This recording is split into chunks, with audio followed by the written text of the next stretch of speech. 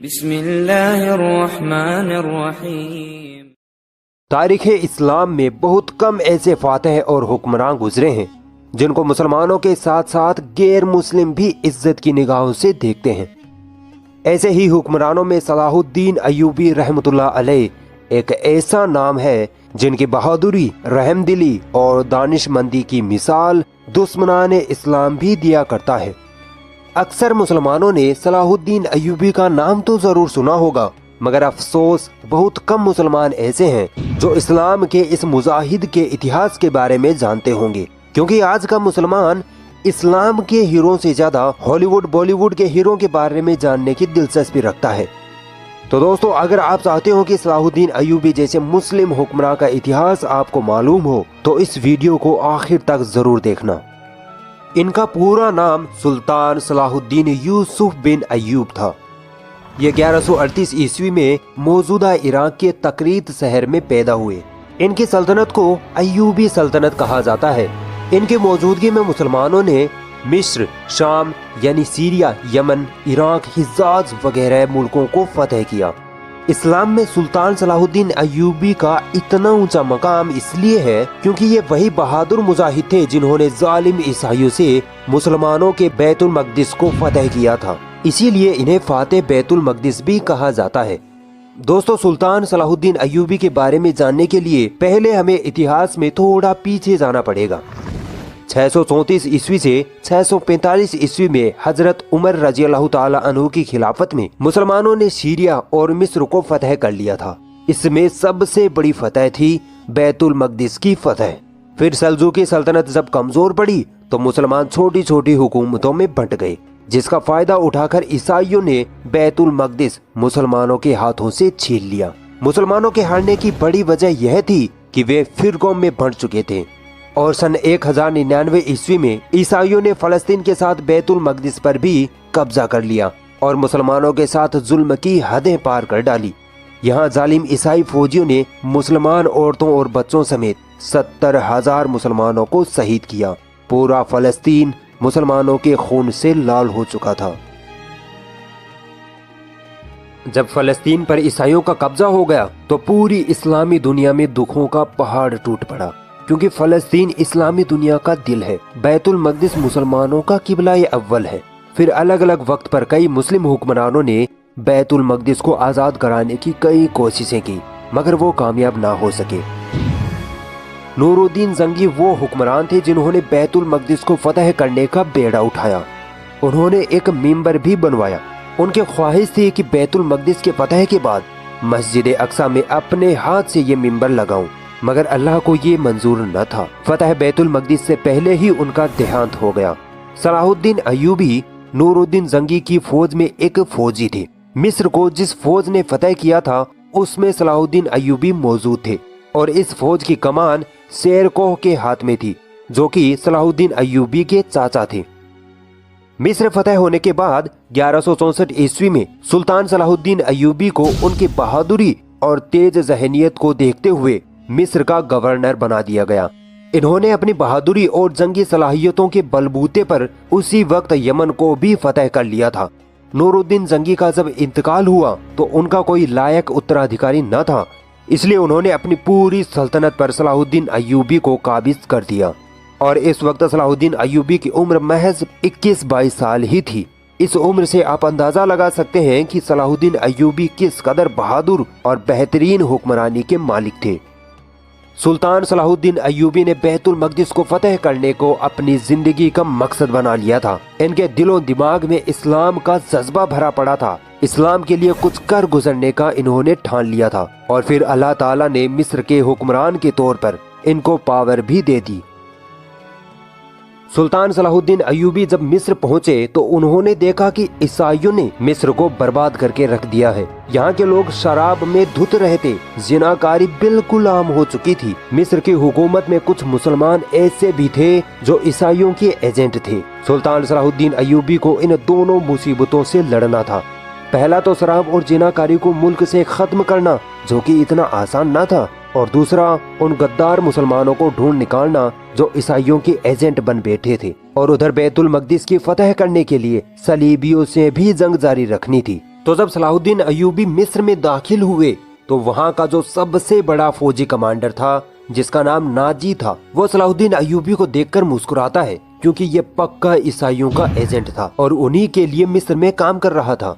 तो उसने जब देखा कि 22 साल का नौजवान दीन इस्लाम की बातें कर रहा है, बैतुल मकदिस को फतह करने की बड़ी बड़ी बातें कर रहा है, तो जब वो अपने शैतानी साथियों की महफिल में बैठा तो उसके साथियों ने कहा कि अब तो तुम्हारे इरादे कामयाब ना होंगे क्योंकि अब एक सच्चा मुसलमान हुक्मरान तुम पर हाकिम हो गया है। तो उस ईसाई एजेंट नाजी ने हंसकर कहा कि अरे ये तो बच्चा है, हम इस बच्चे को पाल लेंगे, मैं देख लूंगा सलाहुद्दीन अय्यूबी को। लेकिन बहुत जल्द पता चल गया कि ये बच्चा नहीं, ये नाव को चने चबवाने वाला योद्धा है। दोस्तों, उस दौर में जब ईसाई मुसलमानों से जंग तलवारों की ताकत पर ना जीत पाते तो मुसलमानों की फौज में अपने एजेंट भेज देते और दो चीजों से मुस्लिम हुक्मरानों को अपने वश में करने की साजिश करते, एक तो शराब, दूसरी खूबसूरत लड़कियां। ईसाई हुक्मरान अपनी ही बेटियों को मुस्लिम हुक्मरानों के खेमे में ये कहकर भेज देते कि जाओ तुम उसके साथ कैसे भी करके जिना करो, उसको अपनी तरफ माइल करो, अल्लाह तुम्हें सीधे जन्नत देगा। और अक्सर हुक्मरान इन ईसाइयों की इस शैतानी साजिश का शिकार हो जाते। जब बैतुल मकदिस के ईसाई हुक्मरानों को पता चला कि सलाहुद्दीन अय्यूबी नाम का जंगजू लड़का बैतुल मकदिस को फतह करने की बात करता है, तो उन ईसाइयों ने सलाहुद्दीन अय्यूबी के साथ भी यही चाल चली। नाजी, जो मुसलमानों के भेष में ईसाइयों का एजेंट था, उसने कई मर्तबा सलाहुद्दीन अय्यूबी को अलग अलग महफिलों में बहाने से शराब पिलाने की कोशिशें की, मगर सलाहुद्दीन अय्यूबी पक्के मोमिन थे। वो कहते कि ये मुस्लिम देश है, यहाँ शराब पीना हराम है और मैं तो बिल्कुल भी शराब नहीं पीऊंगा। जब नाजी को लगा कि सलाहुद्दीन तो शराब को हाथ भी नहीं लगाता है तो उसने लड़की वाला फॉर्मूला अपनाया। एक रात को नाजी ने एक खूबसूरत लड़की को इस काम के लिए तैयार कर लिया। फिर सलाहुद्दीन अय्यूबी के पास आकर बोला कि सुल्तान, एक लड़की परेशान है, बहुत दूर से आई है, आपसे बड़ी उम्मीदें लगाई हुई है, वो आपसे मिलना चाहती है। सुल्तान सलाहुद्दीन अय्यूबी ने कहा कि ठीक है, बुला लो। नाजी ने कहा नहीं नहीं सुल्तान, वो आपसे अकेले में ही अपनी परेशानी बताने की जिद कर रही है। तब सुल्तान सलाहुद्दीन अय्यूबी मुस्कुराए क्योंकि उनको अंदाजा हो गया था कि ये बदबख्त मुझे किस साजिश में फंसाना चाहता है। मगर सुल्तान सलाहुद्दीन अय्यूबी ने कहा कि ठीक है, मैं मेरे खेमे में जा रहा हूँ, लड़की को भेज देना।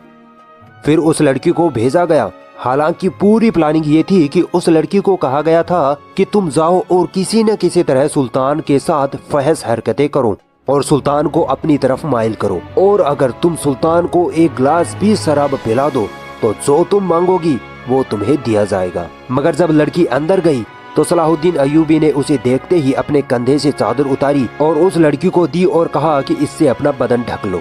इस अमल से वो लड़की अपने आप पर शर्मिंदा हो गई। सलाहुद्दीन अय्यूबी ने उससे पूछा कि तुम्हारे माँ बाप कौन है, तो वो लड़की इस सवाल का जवाब ना दे सकी क्योंकि ईसाई ऐसी ही लड़कियों को बचपन में ही कहीं से अगवा कर लिया करते थे और इस तरह के कामों के लिए उनकी खास परवरिश किया करते थे। फिर वो लड़की रोते हुए बोली कि इन लोगों ने मुझे आपके साथ फहश हरकतें करने के लिए भेजा था। सुल्तान सलाहुद्दीन अय्यूबी मुस्कुराए और कहा कि जाओ, उनसे कह दो कि जो काम तुमने कहा था वो मैंने कर दिया। जब वो लड़की अपने सरदारों के पास गई तो अगले ही दिन नाजी उठा और शोर मचाने लगा कि देखो, हमारा सुल्तान तो शराबी है, वो तो लड़कियों के साथ जिनाकारी करता है। जब सुल्तान सलाहुद्दीन अय्यूबी अपने खेमे से बाहर आए तो लोगों में उनकी बातें चल रही थी। सुल्तान ने कहा कि जरा उस लड़की को तो पूछ लो कि रात को क्या हुआ था। जब लड़की को बुलाया गया तो उस लड़की ने सबके सामने कहा कि जिस खुदा को मैं मानती हूँ उसकी कसम, मैंने सलाहुद्दीन जैसा बहादुर और शरीफ इंसान आज तक नहीं देखा। मैं रात भर उनके साथ रही मगर सुल्तान ने एक गलत निगाह भी मुझ पर न डाली। फिर उस नाजी का काला मुंह हुआ। तो दोस्तों, ये किरदार था सुल्तान सलाहुद्दीन अय्यूबी का, और एक किरदार आज हमारा है जो व्हाट्सएप और फेसबुक सिर्फ इसलिए चलाते हैं ताकि लड़कियों को पटा सके। जब ईसाइयों की शराब और लड़की वाली साजिश काम न आई तो इन्होंने सुल्तान को कत्ल करने की तीसरी साजिश रचनी शुरू कर दी। इन लोगों ने हसन बिन सब्बाह से मदद मांगी, जो दुनिया का बदतरीन इंसान था। कहता तो अपने आप को मुसलमान था मगर असल में बातिनी था। इसने अपने लोगों की एक ऐसी फौज बना रखी थी जो बड़े बड़े लोगों को किसी भी हालत में मारने की ताकत रखती थी, और आज हम इस फौज को एसेसियंस के नाम से जानते हैं। अलग अलग वक्त पर 3 बार एसेसियंस ने सुल्तान सलाहुद्दीन पर हमला किया मगर वो हर बार इन लोगों को मार गिराते।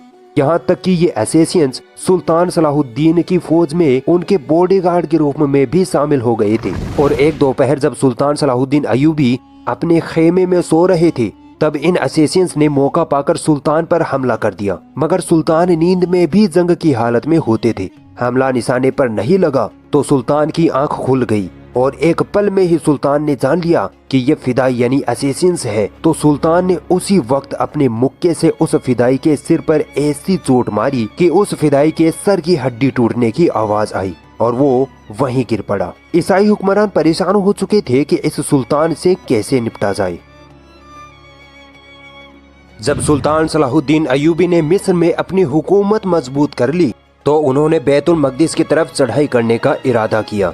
इनमें जिहाद का जोश कूट कूट कर भरा हुआ था। इनकी जिंदगी का सिर्फ एक ही मकसद था, वो था बैतुल मकदिस की फतह।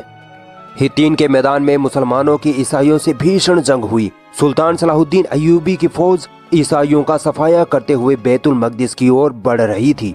ईसाइयों के फौजी मारे जा रहे थे, यहाँ तक कि खुद सुल्तान सलाहुद्दीन अय्यूबी दुश्मनों के बीच जाकर दुश्मनों के सर कलम कर रहे थे। हजारों ईसाइयों को जंग में कत्ल कर दिया गया और कई हजारों को गिरफ्तार कर लिया गया। सुल्तान सलाहुद्दीन ने आगे बढ़कर बैतुल मकदिस पर इस्लाम का झंडा गाड़ दिया और पूरे फलस्तीन से मसीही हुकूमत का खात्मा हो गया।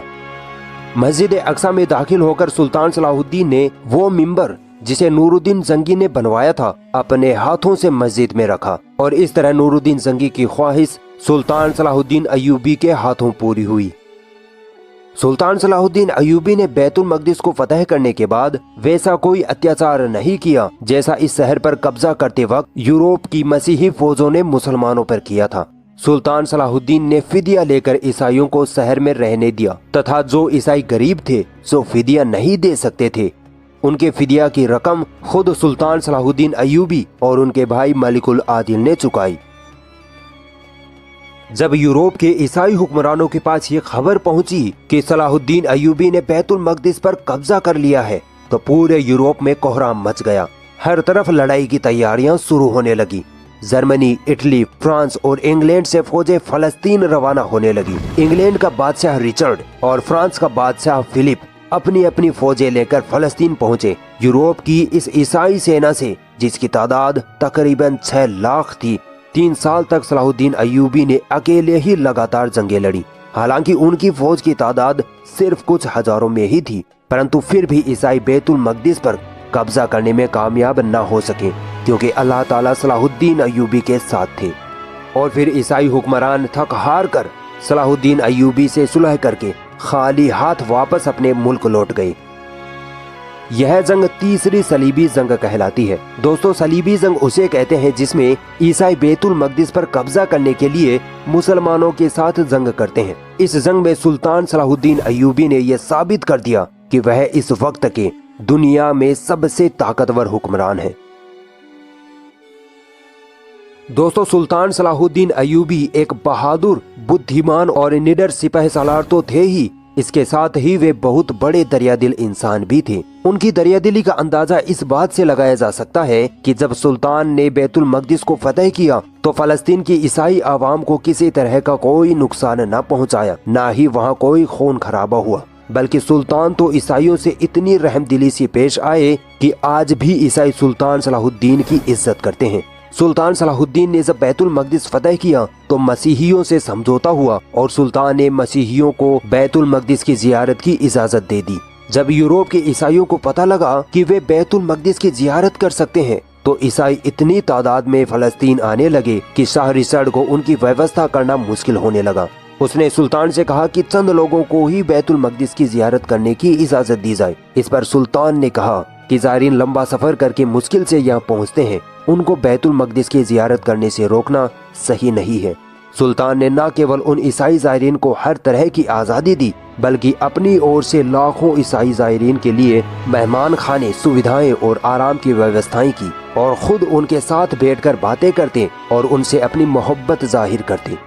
ये थे एक मुस्लिम हुक्मरान जिन्होंने ऐशो आराम और ताकत के जोर पर नहीं बल्कि प्यार और मोहब्बत के जोर पर लोगों के दिलों पर राज किया। और दूसरी तरफ वे ईसाई हुक्मरान जिन्होंने मार काट और खून खराबे के अलावा इस दुनिया को कुछ ना दिया। صلاح الدین ایوبی سے اللہ کو جو کام لینا تھا وہ پورا ہو چکا تھا۔ سلطان صلاح الدین نے اپنا مقصد پورا کیا اور تاریخ میں ایک عظیم الشان حکمران بن کر 1193 عیسوی میں اس دنیا کو الوداع کہہ دیا۔ اگر یہ ویڈیو آپ کو پسند آئی تو اس ویڈیو کو لائک ضرور کریں، اور بھی ایسی انٹرسٹنگ ویڈیوز دیکھنے کے لیے ہمارا چینل سبسکرائب ضرور کریں اور اس گھنٹی کو بھی دبائیں، تاکہ جب بھی ہم کوئی نئی ویڈیو ڈالیں تو اس کا نوٹیفیکیشن آپ تک سب سے پہلے پہنچ جائے۔